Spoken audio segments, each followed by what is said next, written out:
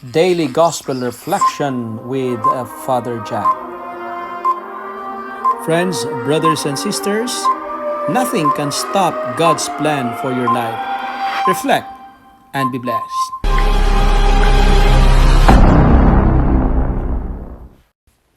Good morning, my dear brothers and sisters. Today is June 3rd, 2020, Wednesday of the ninth week in Ordinary Time.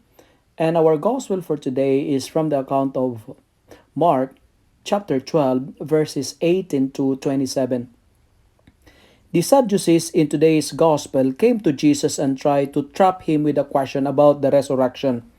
They begin by quoting Moses who wrote, and I quote, and this is their question: if a man's brother dies and leaves a wife but no children, the brother must marry the widow, who then is to bear his children and raise up the descendants for his brother.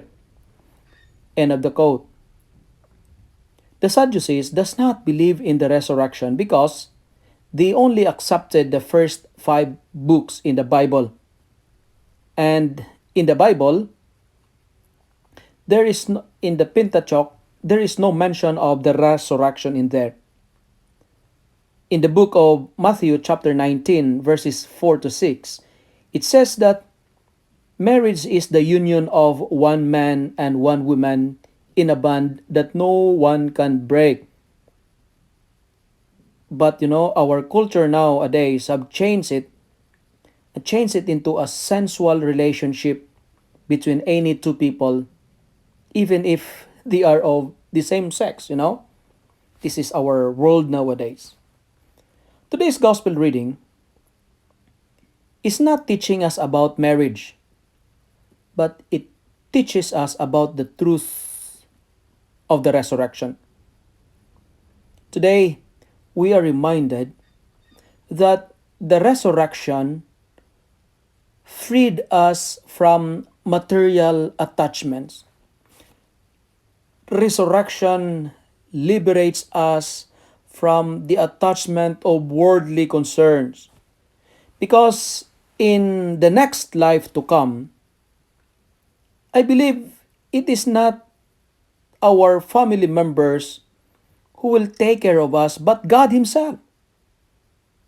In heaven, our joy will be made complete. In heaven, our joy will be full. In heaven, God is more important than wife. I think this is the message of today's gospel. In heaven, God is more important than wife. Relationship with God is the most important relationship when we be there in heaven. If we love more earthly attachments than God, then we are badly misled. You know what? There is a resurrection because God will never let go of us. There is a resurrection because God wanted us to be with Him forever. There is a resurrection because God loves us.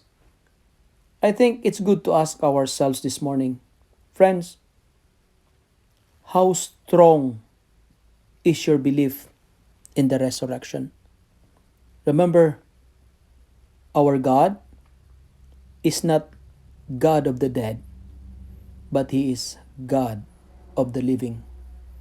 One day, we will see each other again, and our good works will be rewarded in the resurrection. I say it again, our gospel is telling us that in heaven, what is more important is God than having a wife. Relationship with God matter most than our relationship with our connections here on earth. Amen.